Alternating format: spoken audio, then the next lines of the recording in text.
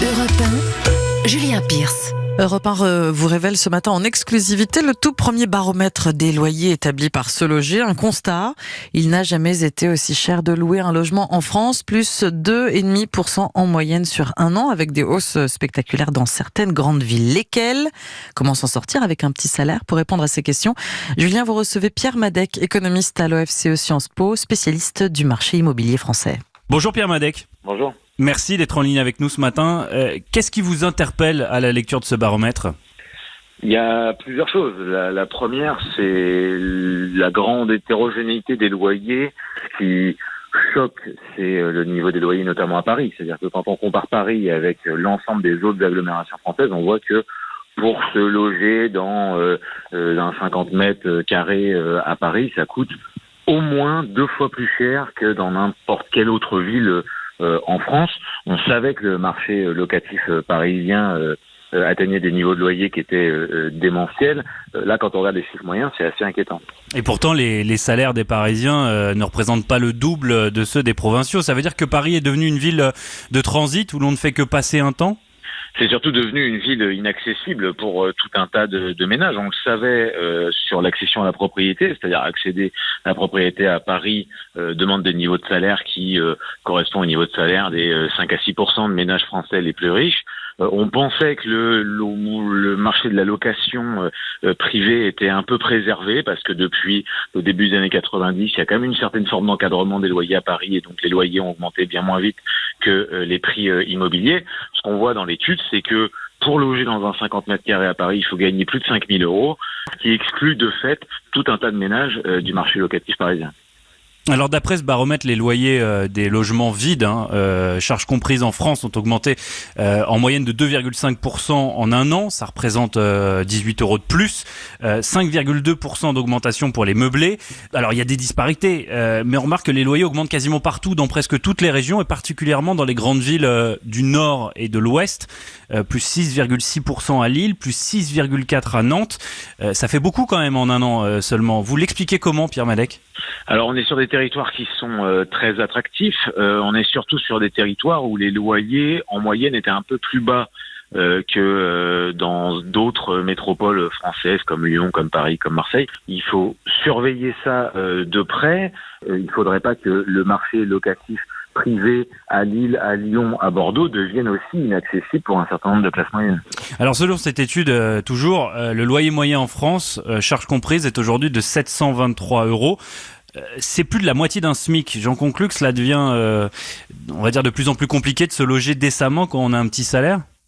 Alors évidemment, il faut faire attention, c'est une moyenne, il faut regarder ce qui se passe dans les territoires, mais ça pose un certain nombre de questions. Ça pose la question de la capacité des ménages modestes ou des classes moyennes à accéder à un logement sur le marché locatif privé. Ça pose aussi la question de quelle doit être la place du logement social dans ce contexte-là. C'est-à-dire on entend le discours de dire le logement social est là uniquement pour loger les ménages les plus pauvres, mais on voit bien qu'il y a un certain nombre de ménages qui sont pas pauvres, mais qui peuvent pas accéder au marché locatif privé, et donc il y a une inadéquation entre d'un côté la demande de logement et l'offre de logement que le marché locatif social, le parc HLM, pour faire court, est censé résorber, c'est-à-dire le parc HLM, il est là pour produire du logement abordable dans les zones tendues. En ce moment, il est un petit peu maltraité, donc on produit moins de logements sociaux, et donc ça participe aussi au mécanisme d'exclusion d'un certain nombre de ménages des centres-villes. Donc on fait quoi pour régler cette situation ? Il y a quand même 4 millions de personnes mal logées aujourd'hui en France. Ça veut dire logement insalubre ou trop petit en fonction du nombre de personnes qui habitent, voire chez l'habitant. Comment on règle cette situation ? On élargit l'encadrement des loyers à tout le territoire, comme c'est le cas à Paris depuis le 1er juillet ? Alors vous avez 2 façons d'agir. La première façon d'agir, c'est sur les prix, sur les loyers. Donc soit vous dites on encadre, soit vous dites on produit plus de logements sociaux, de logements abordables, et donc du coup on va proposer des loyers moins chers. Vous pouvez aussi jouer sur le revenu des locataires.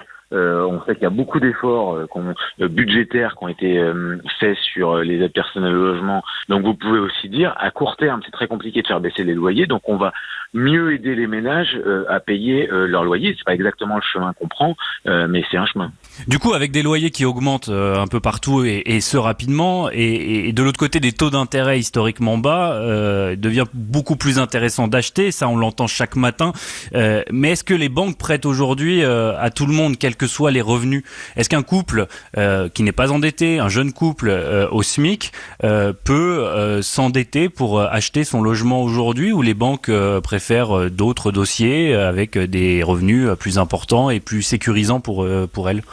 Alors une banque peut prêter, si vous êtes un couple au SMIC en CDI, vous allez voir votre banque, elle va vous prêter de l'argent.